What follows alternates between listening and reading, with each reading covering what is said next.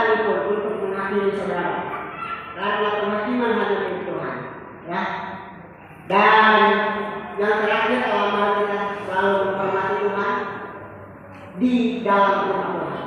Nah, jadi yang masih pegang HP, bermain HP, membuka bukan Alkitab, maka saya mohon dengan segala hormat boleh mematikan HP ini sejenak untuk kita mendengarkan suara Tuhan. Amin. Mari kita tunduk kepala dan kita berdoa. Tuhan Allah kami di sorga, kami akan belajar firman Tuhan dari Kejadian pasal yang ketiga, ayat yang pertama hingga ayat yang ke-15. Tuhan kiranya berkati kami dengan hikmat atau budi dari sorga dan kuasa Roh Kudus. Dan kami ketika membaca, kami dapat memahami, mengerti maksud Tuhan dengan jelas. Kami pulang dari tempat ini, kami hidup berkenan di hadapan Tuhan. Apa yang Tuhan inginkan kami lakukan, kami akan lakukan. Terima kasih Tuhan untuk memberikan hamba balik sang Tuhan. Biarlah yang terpancar kemuliaan bukan kemuliaan hamba. Terpujilah nama Tuhan. Dalam nama Tuhan Yesus kami berdoa. Amin. Baik, Bapak Ibu yang diberkati oleh Tuhan, judul firman Tuhan pada hari Sabat ini adalah Dia sangat mencintai dan mengasihi. Nah, Tuhan sangat mencintai dan mengasihi saudara dan saya. Pada Sabat hari ini kita akan mengekspositori atau mengeksposisi firman Tuhan dari Kejadian pasal yang ketiga, ayat yang pertama hingga ayat yang ke-15. Kita akan mengobservasi seperti biasa, kita akan mengobservasi, kita akan menginterpretasi, setelah itu kita akan mengaplikasi atau mengambil pelajaran dari setiap yang kita baca. Baik, Bapak Ibu yang diberkati oleh Tuhan, kita mulai dari Kejadian pasal yang ketiga, ayat yang pertama, bagian A. Apa yang dikatakan di sana? Ada ulat yang paling cerdik dari segala binatang di darat yang dijadikan oleh Tuhan Allah. Mari kita mengobservasi. Sebenarnya kata cerdik, terjemahan yang tepat itu bukan cerdik, tapi licik. Ya, terjemahan yang tepat adalah licik. Karena kalau saudara baca di dalam Hebrew or Greek Interlinear Bible, itu diterjemahkan dari bahasa aslinya yaitu Arun. Kata Arun, kata terjemahan yang paling tepat adalah paling licik atau lebih licik, sesuai dengan konteks Kejadian pasal 3. Karena di sana kita menemukan ketika ular diperalat oleh setan, bukan hanya cerdik tapi licik. Jadi kata yang tepat menerjemahkan itu adalah paling licik atau lebih licik. Makanya kalau diterjemahkan itu Morkani di dalam Interlinear Bible, dalam Hebrew or Greek, dalam bahasa Ibrani atau Ibrani. Nah, menurut bahasa Ibrani kata cerdik itu ada juga ya, cakap atau hakal. Nah, dari bahasa Ibrani-nya yaitu cerdik itu. Menurut KBBI, cerdik itu berarti cepat mengerti tentang situasi dan pandai mencari pemecahan. Jadi kalau cerdik itu positif. Tetapi kalau licik itu apa yang dikatakan? Menguntungkan diri sendiri dengan cara tipu muslihat atau mungkin dengan cara memanfaatkan orang lain. Nah, itu jadi beda ya. Cerdik itu positif, tapi ketika ditambahkan dengan licik maka menjadi negatif. Ya, jadi maksud dari cerdik di dalam Kejadian 3 ayat 1 di sana adalah cerdik yang licik dalam konteks yang buruk. Menjadi pertanyaan, apakah ular ini adalah ciptaan yang buruk? Kalau saudara baca kitab Kejadian pasal 1, semua yang diciptakan oleh Allah itu sangat baik, sungguh sangat baik. Jadi jawabannya tidak. Karena kalau saudara baca belakang pasal yang ke-21, bagaimana Tuhan juga menggunakan ular sebagai alatnya untuk bangsa Israel hidup dalam pertobatan, dan bagaimana Allah menunjukkan kuasanya. Kalau saudara baca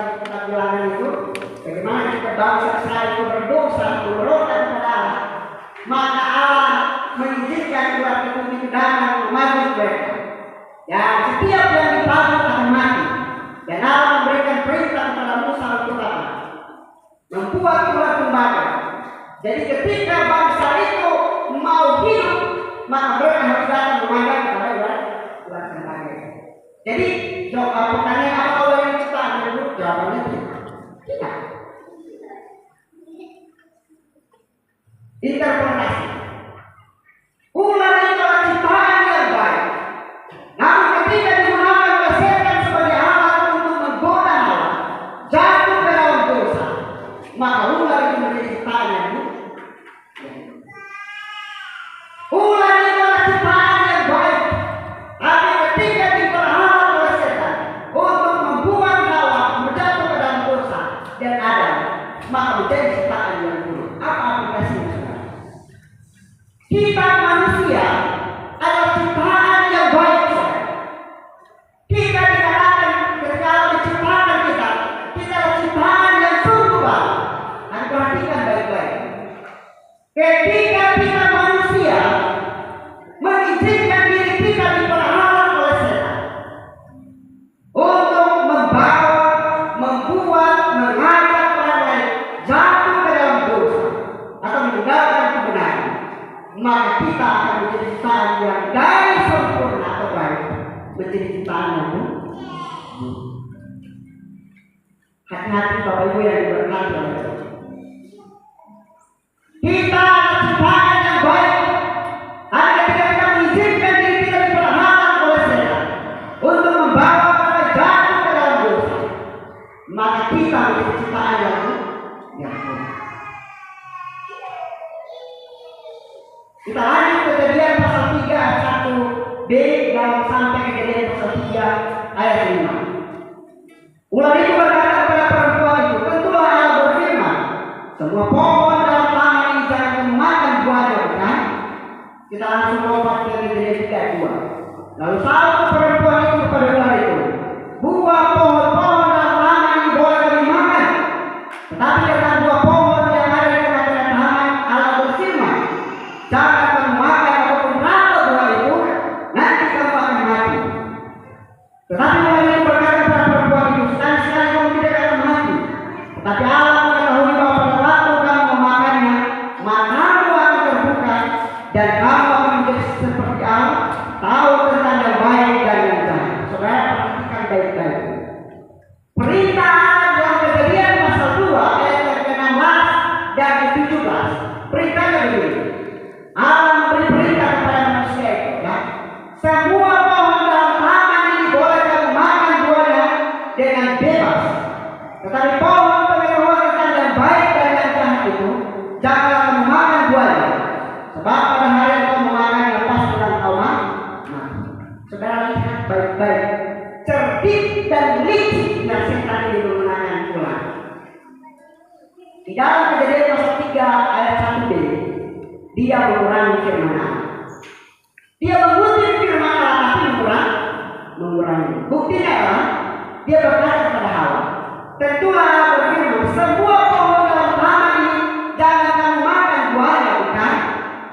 Seolah-olah dia titik di situ mau memberikan satu pemahaman kepada Hawa, Tuhan tidak larang semua pohon dalam taman ini boleh dimakan buahnya. Dan perhatikan, dia kutip firman Allah. Tapi di saat yang sama dia mengurangi. Dan apa yang dilakukan oleh Allah? Perhatikan baik-baik Kejadian 3 ayat 2. Lalu satu perempuan itu kepada ular itu, buah pohon dalam taman ini boleh kami makan. Tentang buah pohon yang di tengah-tengah taman, Allah berfirman, jangan kamu makan dan apa? Ataupun perhatikan apa bedanya? Ketika setan mengurangi firman Allah dan mau menambahkan firman itu, harusnya hanya makan. Tapi datang Hawa ditambahkan apa? Makan dan perhatikan baik-baik. Setan mengurangi firman Allah, Hawa menambahkan firman itu.